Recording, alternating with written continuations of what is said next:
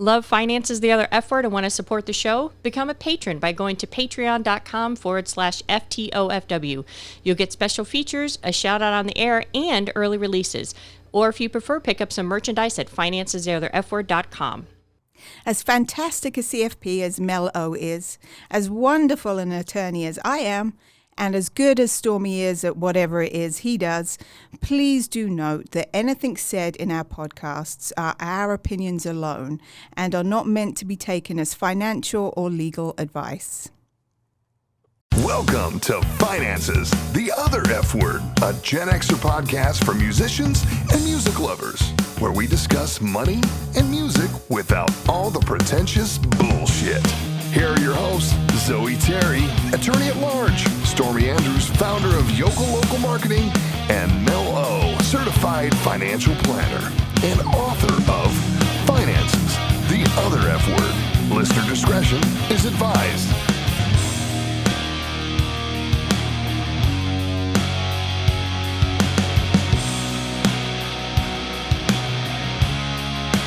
Hey guys, welcome to Finances, the Other F Word, and today is part 2 of our series on the economics of discrimination, and we are going to speak about reparations. So just to let everybody know, this is probably going to be a little longer than an hour episode because we want to make sure that we really kind of explore this topic and we look on both sides of the economic argument for and against reparations. So put your feet up, crack a beer, or whatever you like to enjoy.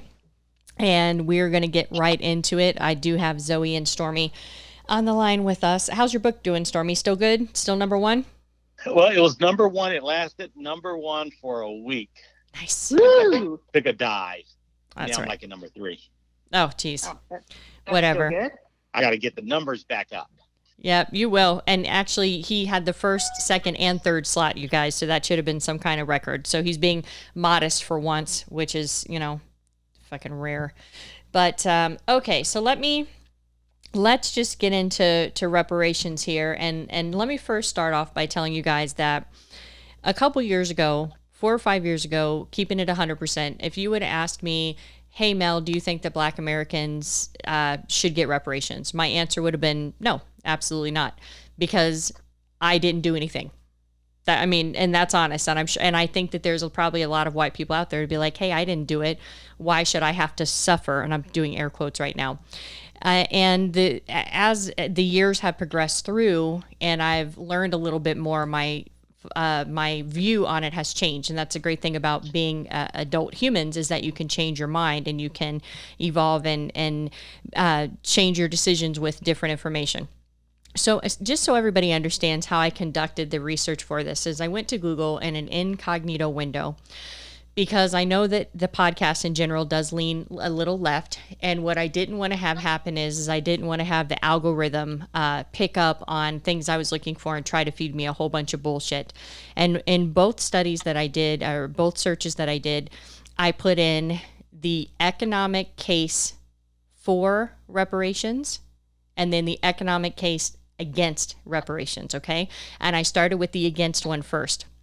And I have to be honest with you, most of the against arguments, economically against arguments that I found actually came from the pro economic side for reparations. Unfortunately, as much as I hate to say it, and I was really shocked because I don't come across these websites in order that I look for them, is that when I put in, and I did the against position first, economics, economic reasons against reparations, and I hit the biggest string of racist, Republican versus Democrat, liberal versus conservative things. And it just blew my mind, because I'm literally searching for the economic reason. And instead I'm getting all of this crazy ass black, white stuff. And some of it I'm going to read verbatim, because I'm like, there's no fucking way that these people are saying this stuff in this type of article. And I have all the links. I have about 7 or 8 articles that I looked at all the way through. And I'm going to put them up on the resources. I encourage you to look at them, and you can see what I read. So we're going to talk a little bit about just the position for the economic, I'm doing air quotes because not all of them are economic reasons, because I honestly had a hard time finding them, the economic reasons against reparations. Okay. So this is bullet pointed. So we're just going to kind of go through this. People are saying, or the opposing side is saying, a one-time fix will not erase systemic racism that's built into the system, nor eliminate the impact of it going forward. Okay. Another reason is that reparations would not fix redlining, which we've talked about on this podcast 2 times now. And one of the things, and I'm going to have to read this quote directly because we're going to come back to this later. It says reparations would not help in the long run because blacks are financially more risk adverse than whites. And then it goes on to say, they're quoted, there are many ways to measure financial risk tolerance, but consider this. One of the riskiest things you can do with your money is start a business, and entrepreneurs and small business owners skew heavily Republican. The Democrat, again, economic argument for or against reparations. This is what I'm searching for. Business owners skew heavily Republican. The Democratic Party is, in fact, a coalition of financially risk-adverse groups. Women, blacks, and Hispanics all exhibit a high degree of financial risk aversion when compared with whites and men. Even when controlling for income, white households are more likely to invest in stocks and other relatively risky assets compared with non-white households, and men are most likely to invest in stocks than are similarly situated women, though those differences are somewhat diminished when accounting for net worth and education. Black and Hispanic households, even with when adjusted for income, are more likely to invest in low-risk, low-yield assets such as government bonds.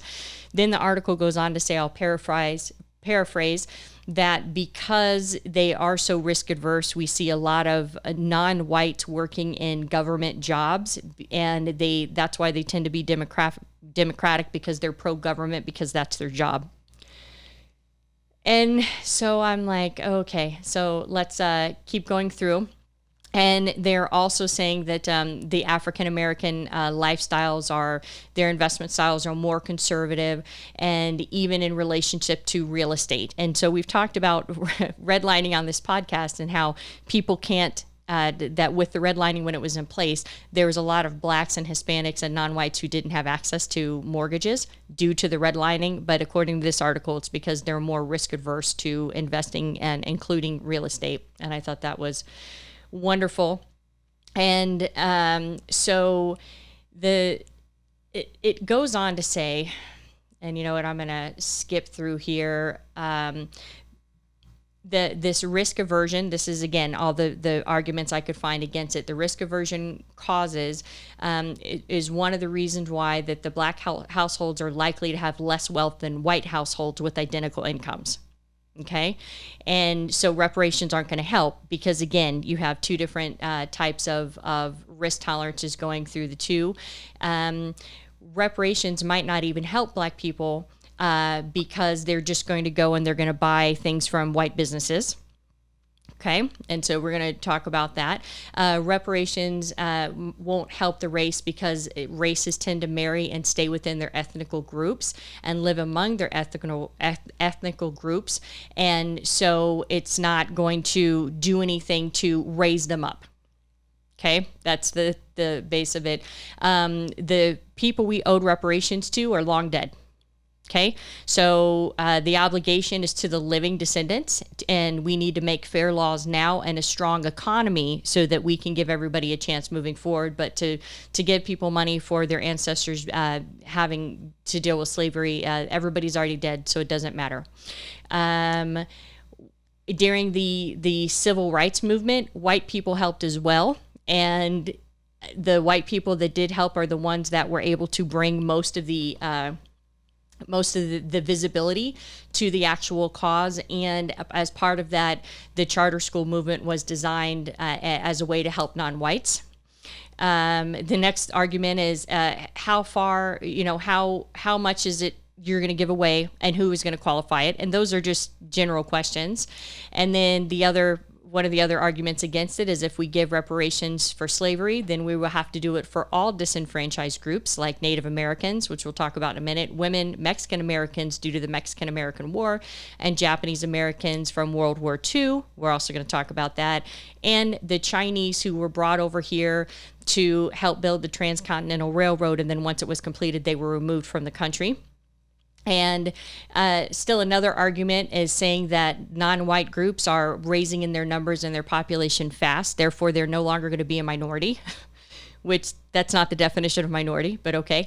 And that the reparations is not going to change the past, nor the government of the United States could trace the genealogy of every white family and send a massive bill to the descendants of every slave owner from slumlord to who did business from 1690 to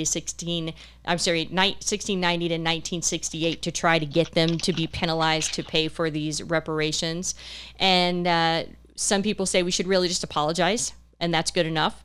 And windfalls of money do a little to help people.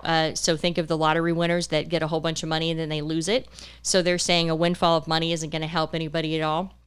And so that's kind of the best I could find on the articles.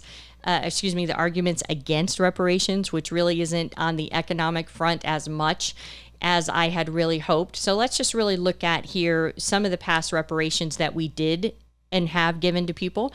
So a lot of people are probably familiar with our history in World War II, where we had Japanese Americans that were put into internment camps because there was a concern going all the way. What are you guys doing? Nothing. What are you doing, Stormy? You have me muted and you're talking shit. Oh, nothing. I'm doing nothing. Okay, this is a serious topic, you guys. And No, I looked down. We're serious. I was yawning, and Zoe caught me yawning and made fun of me. We're doing nothing. All right. I wasn't yawning because it's boring. I just yawned. You're damn right you're not, because it's not boring. This is heavy shit. I know. Okay, here I go. I'm going back to it. So during World War II, Stormy, look me in the eye through Zoom. So in World War II, what happened is that we had a lot of Japanese Americans who were forced to live in internment camps because there was a hysteria that all of the Japanese Americans were somehow going to be working with the Japanese when we were in the middle of World War II. And what ended up happening is that Ronald Reagan signed the Civil Liberties Act of 1988, which apologized for the internment of the Japanese Americans. And the U.S. government paid $20,000 at the time, which would be the equivalent of about $43,000 in today's money, to each former internee who was still alive at the time that the act was passed. So that was a total at the time of $1.6 billion or $3,460 million in today's dollars. And that was distributed to 82,219 people. So we did do reparations for Japanese Americans in internment camp. Now, Native American reparations is this is a much more slippier slope, but we will talk about a couple things. So going back to World War II, a lot of you might be familiar with the Native Americans. They went into the military forces in high numbers. 44,000 or nearly 13% of the entire population of Native Americans at the time served as code talkers. And what they did was they used their native languages as a way to be able to send messages so that when they were intervened by the Germans, that they could not be deciphered because they were Native American languages in specific. And quite frankly, some could argue that their information was what helped us win the war against Hitler. And they also fought in the European and Pacific Wars, okay, the sides of the wars. So in 1946, Congress created the Indian Claims Commission, and they ended up awarding $1.3 billion to 176 tribes. And the money was largely given to groups that was their whole purpose was to distribute money among their members. And then some of the money was actually put in trust funds that was held by the U.S. government that was later accused of being mismanaged. Imagine that. And of course, we have the reservations, which some people will say are good or bad. but we have the reservations land, the land reservations that were given. They also have the ability to build the gambling institutions on their property, and they are not subject to state or federal income tax if you have somebody who, it provided that that income was earned on tribal land. So if you are a Native American and you go off the tribal land and you work at a 7-Eleven, that income is taxable, but any of the income that is actually generated off of the tribal lands is tax-free. Okay? So we have done it before. Now let's look at some of the different ways that we could look at doing it for Black Americans, okay? Now, back in the day when we had the Civil War between the North and South, what had happened is that the Union had said to all of the freed slaves, hey, we will go ahead and give you guys 40 acres of land and a mule for basically fighting for our side, which they never did, okay? And if in the event that had happened, or if in the event that we wanted to do that commitment today, it would be approximately the cost of about $160 billion, which sounds like a fuck ton of money, but it's actually only 0.7% of our GDP. So our GDP is gross domestic product. It's a measurement. It's an economic measurement of what an economy produces. So if we were to give the equivalent in today's dollars of that promise of 40 acres of land and a mule, it would be about approximately $160 billion or 0.7% of our GDP. Okay. Now there's other approaches that lead to larger different amounts where they say that you can calculate the difference between what slaves were given in the way of maintenance versus what free workers were paid. And basically, if we look at that, then we're looking at a much larger number. And in today's dollars, it would equal about $4 trillion or 19% of GDP. So a substantial amount more. And then there's an argument economically as far as if that would even be viable, because the cheapness, the freeness of the slave labor kept the free workers that were actually free and earning income, it kept their wages down because there was such an abundance of slave population working. And so there's a lot of discussion about if that would even be an accurate number. And then others claim that economically, if we wanted to give reparations, we could focus on the mean net wealth difference between a white and black households, which in 2016 was $795,000. So this is, obviously this is going to be a little skewed because this is the 1% and the 99%, and the ones at the very higher end are always going to skew it. And if we did that, then the reparations would equal about $8 trillion or 37% of our GDP. And then there's also talk that if there was any type of reparations that were paid, they could actually flow back into Black-owned businesses and banking so that the money can stay in the Black community. So basically, when we talked about redlining on the last podcast, we showed not only did they redline so that African Americans could not get mortgages, but they've also redlined as far as targeting for credit card for higher interest rates, and they've also redlined for life insurance, etc. And so what this would be and then the banking system, because of the Community Reinvestment Act, gotten taken down on the knees by that Marquette versus the other Supreme Court decision that I already forgot the title of it. The branches started closing and pulling out of the Black neighborhoods and non-white neighborhoods and poor neighborhoods in general, because it was cheaper to not have a branch there. And so this would be a way that they're saying that if they had something set up like a trust account where the money would be dispersed to Black-owned businesses and designed for banking. And the thing is that I want to really kind of jump in here for a minute, because at one time, the Black community did have this, okay? And I'm sure by at this point, everybody is very, very aware of Tulsa, Oklahoma, what happened. And it was also known as Black Wall Street. And if you're not familiar with it, then I would highly recommend that you do a little research. And it was a black community. There was one gentleman, and I don't have his name. And what happened is that, I'm sorry. So it was Greenwood, Tulsa, Oklahoma, and it says Greenwood became increasingly affluent. So I don't know if that's the actual, like, what it was called, but it was in Tulsa, Oklahoma. And you had a very affluent black population there. that had their own businesses, that had their own everything set up, and the money that was generated in that community stayed in that community. They had their own schools, they had their own businesses, they had their own infrastructure, and they were predominantly black. And what happened is that because they were so prosperous, it ended up drawing the ire of whites. And on May 31st to June 1st of 1921, a mob of about 1,500 armed white people, some with their own weapons and some with weapons that were given to them by city officials, rioted in the neighborhood, looted the property, burned down more than 1,256 homes, and left more than 8,000 formerly wealthy residents homeless and businessless. And I believe, and maybe Stormy, you would know, they bombed this too as well, didn't we? Isn't this one of the only 2 times that we bombed our own soil? Yeah, I believe that there were, I don't know if you want to call it bombings, but I think there was planes driving by throwing like Molotov cocktails and all sorts of stuff because it was private citizens, was my understanding. Yeah, there was some kind of military action that happened during that time frame. Yeah, and if you can look it up, Stormy, that would be great. What happened to Black Wall Street on Tulsa? But I believe that there was some type of bombing, and the bottom line is that this was a black group of people that had started working, had become very prosperous, and white people came in and leveled the whole thing to the ground. So when we're talking about reparations, and we're talking about damage that had been done, and you have conversations where people say, oh, if we give somebody reparations, then they're just not going to be able to, they're not going to spend it within the black community anyway. Or if we give reparations, they're just going to go give it to white businesses.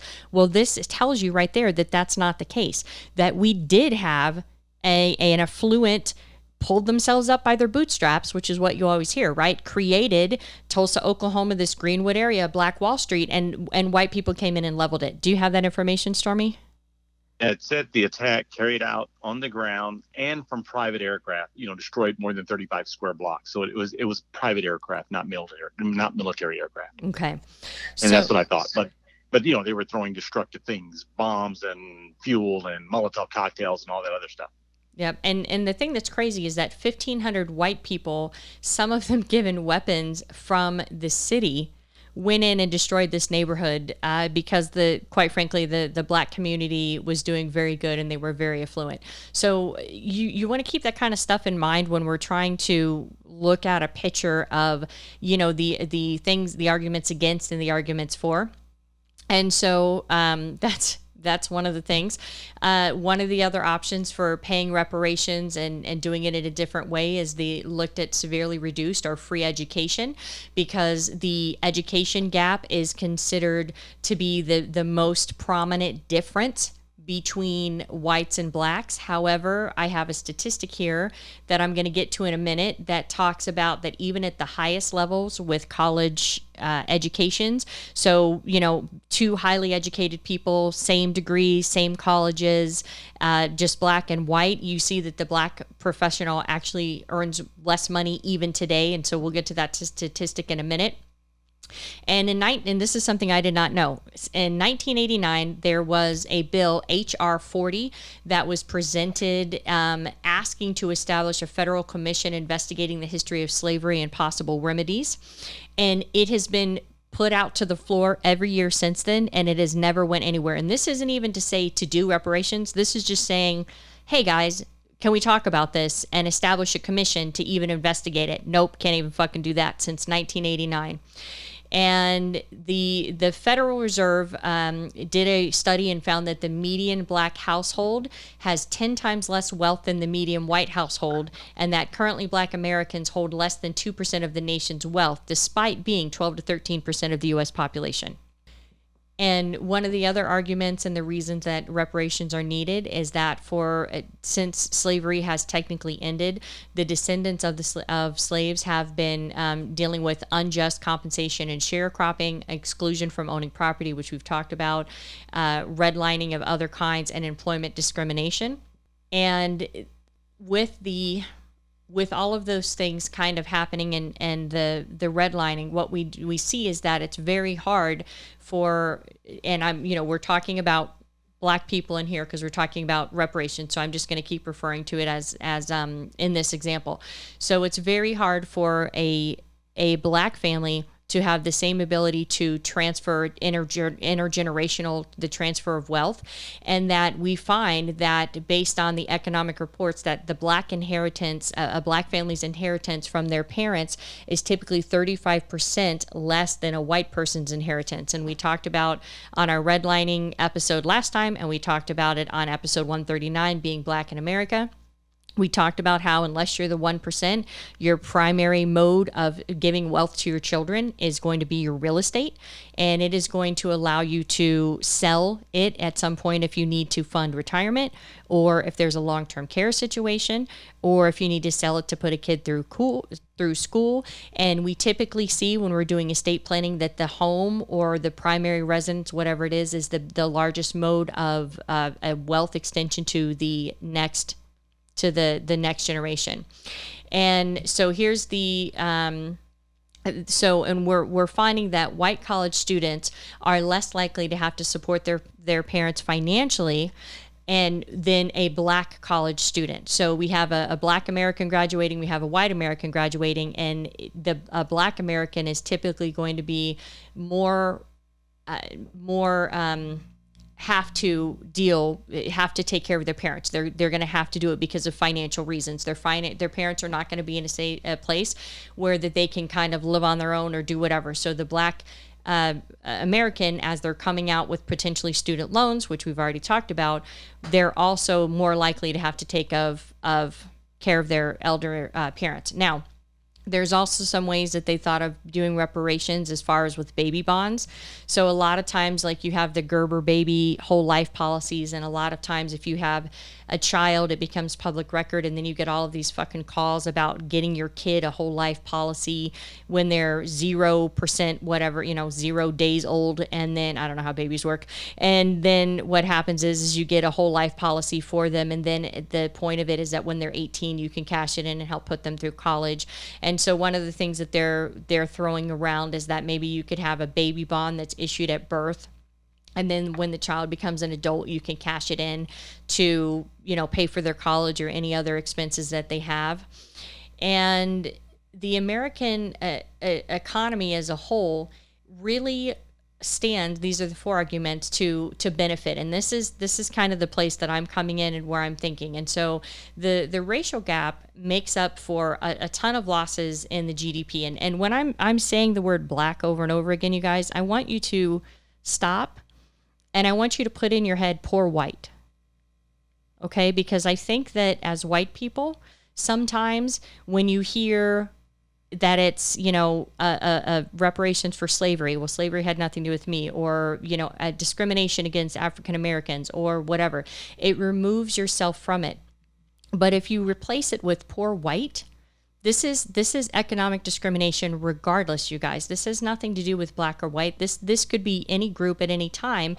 And when we're talking about redlining, we're talking about zip codes, we are talking about whites that are also affected by this. So as you're hearing these words over and over again of Black Americans, every time you hear me say the word Black, put in poor white person. And it just sounds different. So if you're struggling with that part, put in poor whites, is all I'm saying. Because then it takes it out of a racial context and it puts it back into an economic context. And so right now with the wealth gap that we have, this is having huge losses to our GDP. And the reason why is because we don't have everybody in our society that's able to run at the same pace. One of my favorite quotes from Warren Buffett, and I don't have the exact thing now, is that he said the reason why he's been so successful is because he's only had to compete against half the population, meaning that the financial industry is heavily skewed towards the male sex. And he's basically saying that if women had a level playing field within the financial sector, then he would have been competing against way more minds.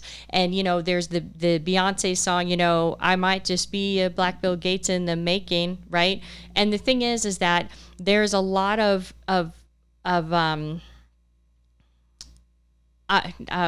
potential. There's a lot of potential that we don't get the benefit of as an economy from an economic standpoint when we don't have everyone being able to be treated fairly, so that they might have, the next idea for the next Amazon. They might have something that'll wipe Amazon off the map.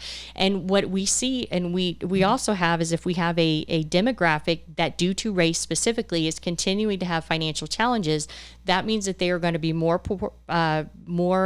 dependent on the system. And that means that that's going to affect our overall bottom line. And I don't know if you guys are aware of this, but about 60%, last time I checked, of our budget was entitlement programs. And they're called entitlement programs, but they are Medicare, Medicaid, Social Security. Those are the entitlement programs. So if we can get to a position where we can close this wealth gap between Black Americans and white Americans and other Americans and all Americans, we can start making where we can start having a better structured economy where everybody's putting money back into the system. And if we close the wealth gap, we have more people investing, we have more people buying things out of the economy. Our consumer discretionary spending is 75% of our overall economy in the United States. And with the wealth gap right now, it is projected to cost the U.S. economy between $1 trillion to $1.5 trillion between 2019 and 2028. In other words, closing that wealth gap will increase the projected GDP in 2028 by 4 to 6%. So we stop a drain on GDP, and then on top of that, we add money to GDP because we have more players coming in. And so I want you guys to kind of think of back in the day when George H.W. Bush was in office, we got a $300 check. Do you remember that? Do you guys remember that? We just got a $300 check in the mail? Mm-mm. No? Okay, well, we did. And so the thing is that, at the time, I think they spun it that it was some type of tax rebate and everybody got $300. Oh, I remember that $300 because they were debating where they could have put it towards paying off some of our deficit, but they just said, let's give everyone $300. Right. And the thing is that everybody, depending on what side of the aisle you're on, people said it was a political ploy. People said that, they were whatever with the money. But what people didn't realize is that the $300 that was sent out was not any of those things. It was actually designed to stimulate the economy. And so if you get, in this example, you take $300 and you get it in the mail, you can do a couple different things. You can donate it to a charity, right? And so that helps the charity, and that money is spent again. You can put it in a savings account, which then allows the bank to have more money on deposit to maybe lend out to, people who need to start a business or buy a home or something like that. You can turn around and you can invest it, which means that now it's going back into the stock market in some way, shape, or form. You can save it for retirement, which helps you down the road, or you can just go out and you can flat out spend it. But all of those ways all those things you can do with those monies are stimulations to the economy. And so when we're talking about economics, we're talking about a lot of different ways that you can focus on as far as what capital is. And those $300 checks were designed to put an influx into the economy. And basically the estimate is that every dollar gets spent at least 7 times over and over and over again. So now when we're looking at the primary forms of capital that you can use, there's your physical capital that you can use, which is physical capital you have, which would be buildings. Then there is your intellectual capital, which would be, obviously things that you think of, and, ideas and things like that. Labor, which is sweat equity that work that people actually do. And financial capital is, of course, money. And so if we're looking at it, and we're looking at it from all 4 of those things, all 4 of those different types of capital that goes into the economy, the Black community in specific has been hit on every single one of them, and has been, in one way, shape, or form or another, systemically prejudiced against, discriminated against within all 4 of those actual regions. Okay. And so the prevailing argument economically for reparations is the fact that money comes into the system and it actually helps everybody. Now, how do you actually go through and find out who gets it and who doesn't get it? I don't really know. That's not going to be something that I'm going to be able to do. And then the last two things I'll touch on, and I'll give you guys an example, and then I'm all done, is that when we originally had redlining back in the day for mortgages, and we talked about how then that would mean that the people in the Black communities would have to rent.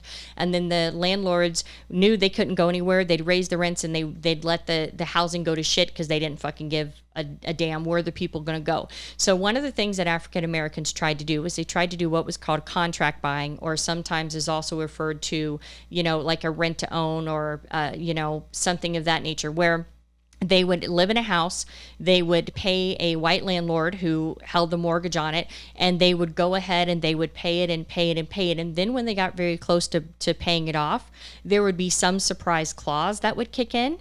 And this happened very frequently, or there would be some insurance bill that they weren't made aware of. And what would happen is it would make the contract null and void. And now the person who spent all of this time doing this rent to own plan is back at square one, and it was completely unfavorable and morally corrupt, but it was illegal. And so you have to take that into consideration.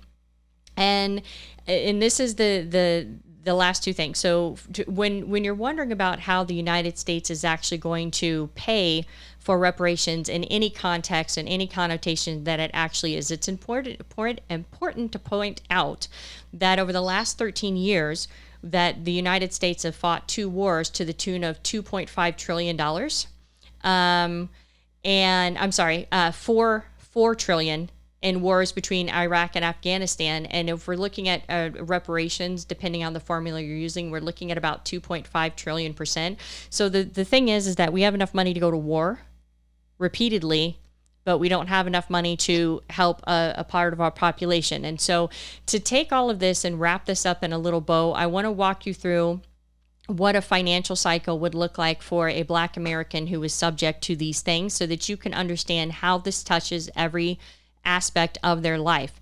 When you talk about all these systemic things that are all together, this is how it actually flows through. So let's say that you have a Black American who has previous generations of slaves in their family, or they were inhibited in some way economically due to their race, which I think we can all agree is pretty easy to imagine. We had Jim Crow laws that came in that despaired them from being able to go out and move freely. We talked about how if they needed to go into the grocery store and get credit, they would be charged higher interest rates to have a charge account just because of the fact that they're Black. And now let's assume that they were redlined, these generations as we're moving away from slavery.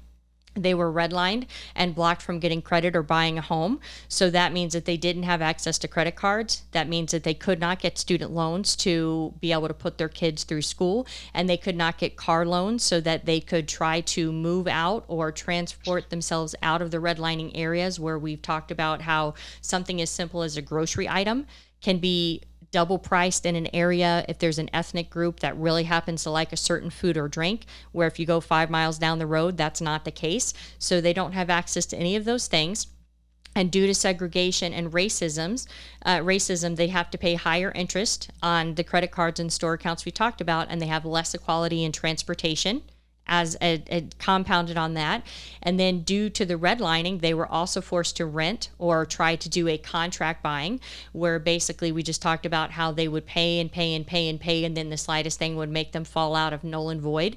And so what they had to do, because they were either working under this contract buying situation, or because they were in a zip code or an area where they couldn't get a mortgage, and so the landlords kept raising the rent and let everything go into disarray because they knew they couldn't go anywhere. So as a result of that, what happens is that the household has to work harder to afford the housing that they have, that is the same housing that maybe a white person would have given the same type of real estate, but it would be less expensive for the white person than it is the black family, the Black American family that's working. And so because of their extra hours that they have to work to be able to pay for their real estate, they can't save money for their children's education, on top of the fact that there was a lack of schools that were actually allowing Black students in, and they did not have the time to spend developing their kids or maybe helping their kids with homework to help get them through. And they were stunted from being able to move locations to find a better life or a better set of circumstances. And then what we have now is we have moving in, and here's my statistic. You have moving in between then and now, you have a situation where blacks are still paid less than whites. As of February 2020, and a report from the Economic Policy Institute, Black workers with an advanced degree experience a significant wage gap compared with their white counterparts. And after controlling for age, gender, education, and region, Black workers are paid 14.9% less than white workers. Okay, so now you have generations upon generations with these struggles.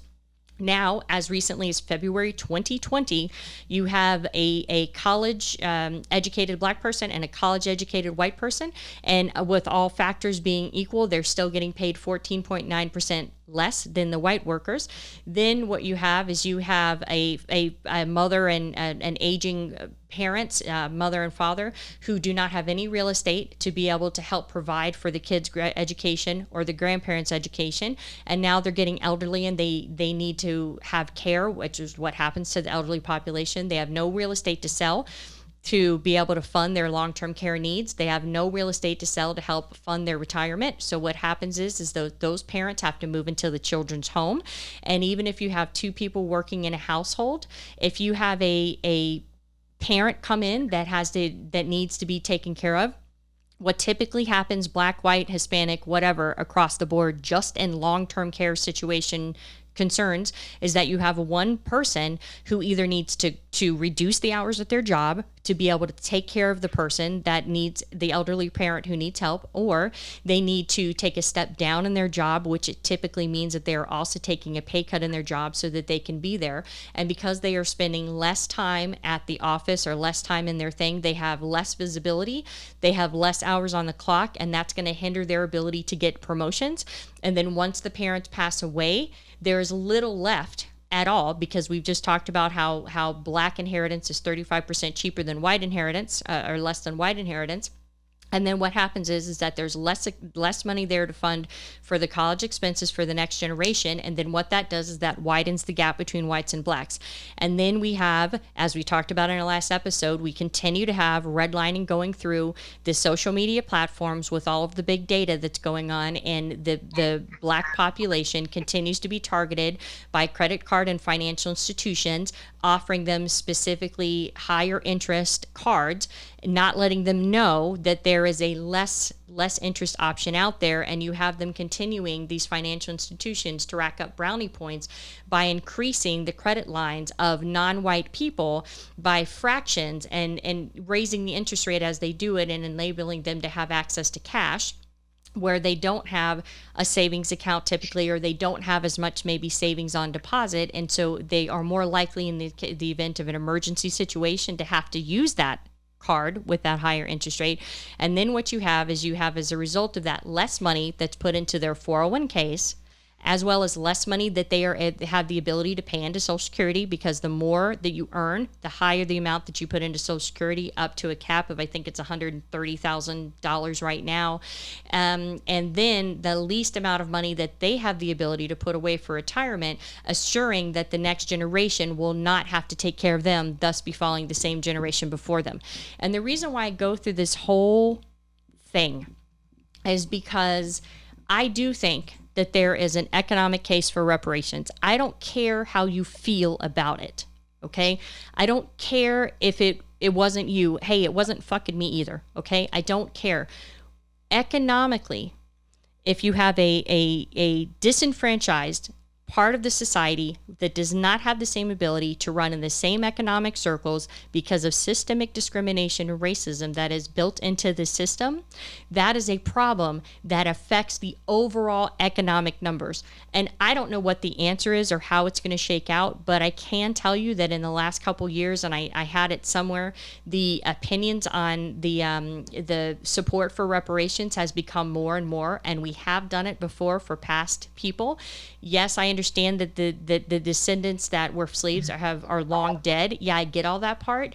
But just in that example that I just walked you through, I think that there is a severe case for it, given the simple fact that we have just talked about, how all of these things, and this isn't even all of them, guys, because I don't do this for a living. I can't research all this shit and get it as detailed, but you can see how this builds up and builds up and builds up. So it's not about slavery. It's about the systemic discrimination that is and was and is still in the system.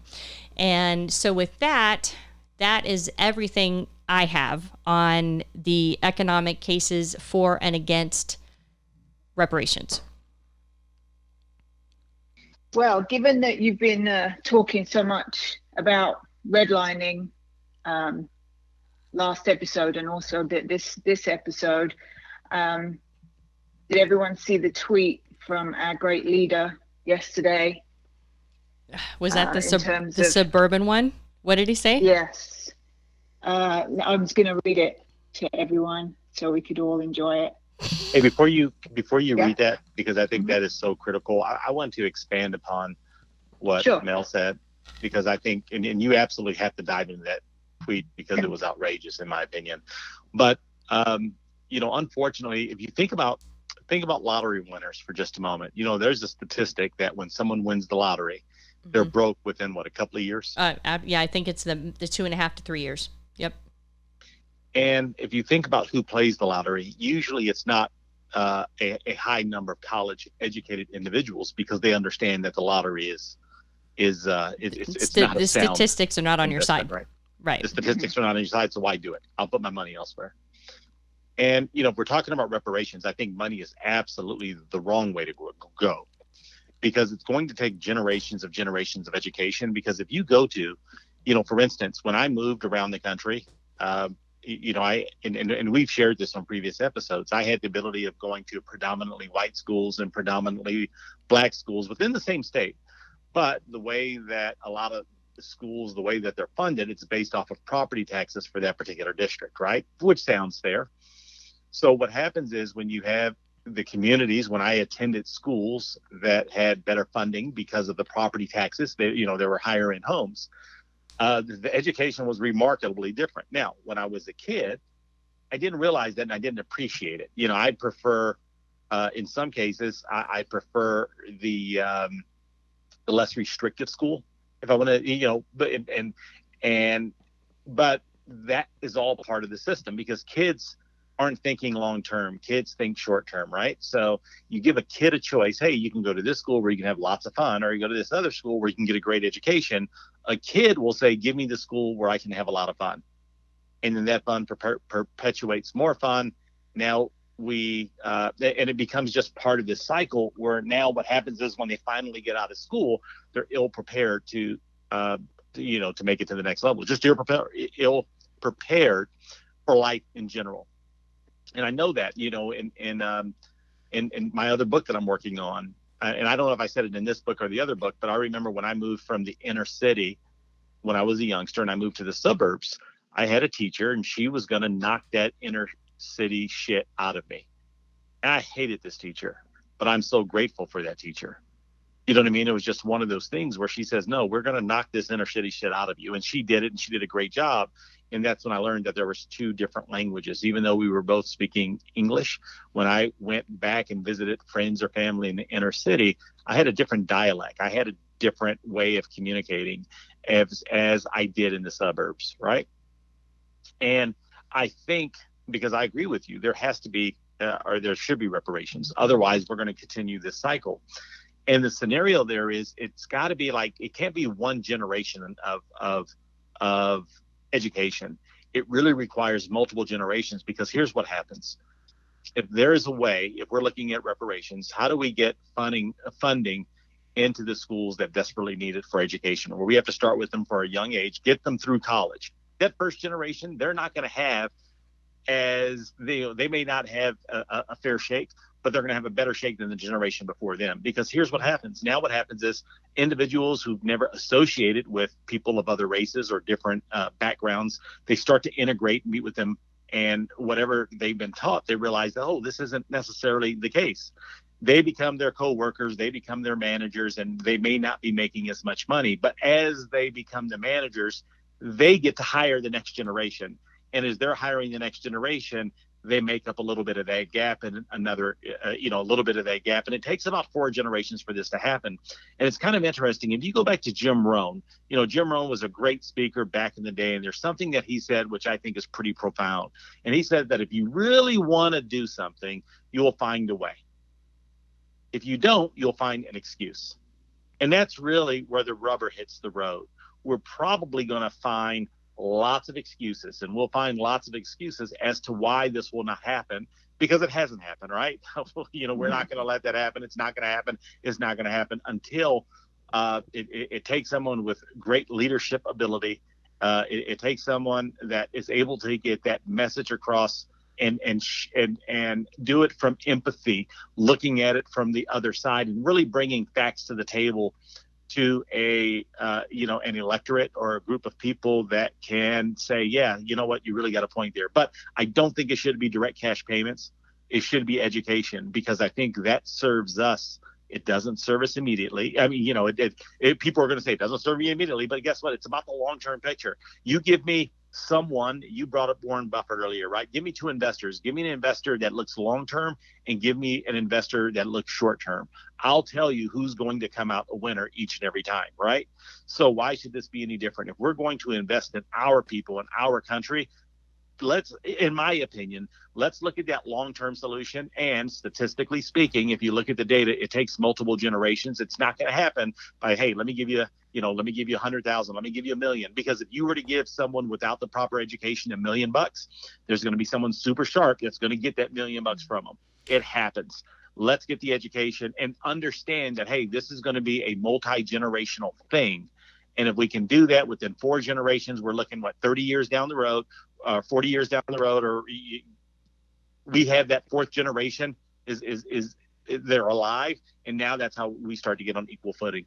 That's the way I see it. It doesn't seem, and that's just the way I see it, and I think that's the way it should happen. Now, give me the money, but everyone else the education. Well, I think the answer is somewhere in between. I think that giving African Americans free education, I think, is a really good start, and then maybe some type of payout, because if we do know that the credit card companies have specifically been discriminating against them, they can use that money to get out of debt and get on an equal footing. But I mean, we're not the ones to make that decision. But let's say we were able to get that done. Here's what I would do. Guess what? We're going to do a 1-year financial literacy course, and then you finish the financial literacy course. Because what happens is, if you came from, I remember. Oh, I see what you're saying. You're saying that educate them on financial literacy overall before, so that way that if somebody comes in and tries to promise them a whole bunch of bullshit, they don't end up losing that money. Yeah, if you've never been taught financial literacy, you're going to get screwed. Because here's what's going to happen. Let's say remember, I'm the smart, educated lawyer, Zoe. No, just kidding. I'm the smart, educated lawyer. I'm the smart, educated financier. I'm the smart, educated whatever, right? I've been doing this a long time. Now I know that there's this community, that everyone in this community is about to get a big payout. Do you think I'm going to start putting my scams together left and right before, and then here's what happens. The scams get together, people get scammed, and now we start hollering, oh, we should have did something different. These people got scammed. And then here's what the other people say, well, they should have known better. Well, motherfucker, how are they going to know better if they've never been given the education to know better? You know better because you learned from generational, you've had generations of people that came before you that taught you this. Because guess what? Let's go back a few generations. The reason you know it is because someone in your family got burned a few generations before, and they passed that knowledge down. So you have to have the education that goes along with it. Otherwise, you're just asking for scams. And I think it's more than just financial literacy. It's the whole gamut, which is why the education is just so key.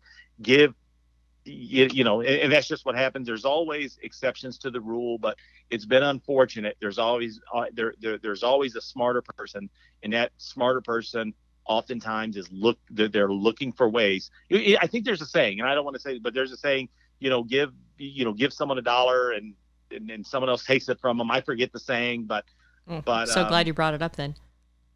You have to have the education. Yeah, I know I would, but you got to throw the education before. A really, really strong, solid financial literacy program because the money needs to be, it can't be, the money can't be spent on stupid shit. Mm-hmm. And if you don't have the literacy, that's exactly what's going to happen. And you can look at it. It's all communities, and you can look at anyone who plays the lottery. Look at the people who win the lottery. It's not based on race. All you need to do is look at their education level. The reason that the vast majority, and I bet you, and I've never looked this up, but if you look it up, how many multi-million lottery winners were college educated, and I bet that, which is probably a low percentage, would be my guess, and I bet that percentage correlates to the people who are able to keep the money and the people who lost the money. I'm sure there would be a correlation. You know any financial planners? I do. Look, I got you in this program already, and I got Zoe into the program already. Mm-hmm. Man, I tell you, I left myself out. So maybe. Well, Kinda. You can take the course, and then maybe we'll give I you can some take the money, course. right? Absolutely. I can take the course and get half my money. Then you can educate us. Yeah, that's right. Very, very good point. Give me half my money. Meanwhile, our fabulous leader is tweeting all kinds of nonsense, just to stir the pot. Yesterday, I'm sure you both heard about this, right? Talking about redlining in terms of home ownership. Yes, Yeah. did you both read it? Yeah, but read it Please for share our it with us. listeners. Yes, just so as well, also just so as you can believe the absurdity. I am happy to inform all of the people living their suburban lifestyle dream that you will no longer be bothered or financially hurt by having low-income housing built in your neighborhood. And then another one, your housing prices will go up based on the market and crime will go down. So let me tell you How what he just said. outrageous is that? Let me just translate what he said. Yeah, Okay. yeah. I mean, we all know, but you put it. Oh, course. absolutely. Because let me tell you what he said. So read the first couple of lines again. Let's get that first statement out, because I'm going to give you a perfect translation of what he said. and there's, let me tell you translation. I am Read the first happy one again. I am happy to inform all the people living their suburban lifestyle dream, i.e. white people, Oh yeah. Oh, exactly. Clearly. I'm happy to inform all the white people. that you will no longer be bothered or financially hurt by having low-income housing Which means no more blacks and Mexicans in your neighborhood. in your neighborhood. Your housing prices will go up based on the market and crime will go down. Because you got no blacks and Mexicans in your neighborhood, white people. That's exactly what he just said. So, and guess what? He has a history of it. You can go back when people are, and they're like, hey, you know what? This is just, the guy, man, he used to do this with his apartment communities. But Right. it's just and guess what that does? That, earlier, this just perpetuates the problem, unfortunately. Well, and When you, if something like this were to go through, it just perpetuates, because what happens is you have to have, the communities have to be able to integrate. One of the schools, when I lived in Los Angeles, there was, I was in Los Angeles and they shipped me to a school in, oh my gosh, it was in the Valley, I think like Sherman Oaks or something, for a short time. Then we actually moved to the suburbs. But it was one of those things to where, people looked at individuals from my school and they're like, this is weird. What are all these dark people here? And then the black kids are looking at all the white kids saying, this is weird. What are all these people that look more like you, Stormy? But that's but they have to get used to it. And it's unfortunate, because I remember I lived in Mississippi and I lived in an environment to where the blacks within the community and the whites within the community were not allowed to really interact with one another. And it started at the elementary schools, and then it continued in junior high school, then it continued in high school. And then guess what? When they become adults, it's one of those things to where, how is a black person or how is a white person, how are they going to have commonality? They're going to think that both are strange, because they've been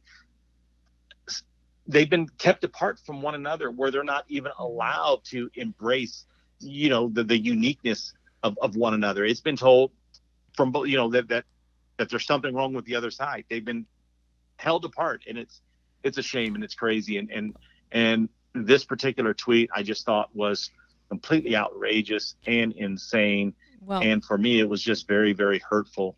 because, and it's hard for other people to, for some people to understand how hurtful it is because they haven't lived it or they've had empathy. And this doesn't affect me. It doesn't affect me, but it does affect, something like this. I've seen the effects of it.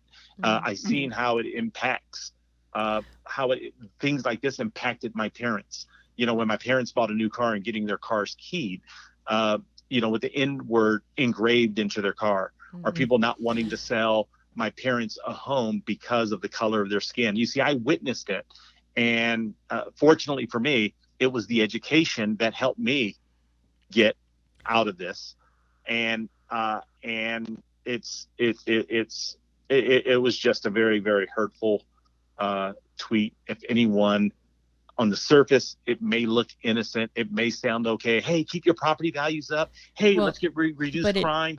But that is not what it was. No. You look into it. Well, it was a thing. It was something. And the reason why I was saying if you replace the word black with poor whites, I was alluding to that exact tweet, because the thing is that I would have been less shocked if he would have tweeted, and I don't want to get too Trump bashing, I would have been less shocked if he would have blatantly called a black person the N-word than that actual tweet, because there is a ton of poor whites in the United States.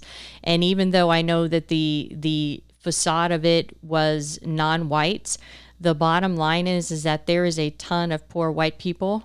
That's a class system. That's really what he's talking about. He's talking about, poor people, non-white or white or whatever, poor people won't be around you. And there's a ton of poor whites in this country.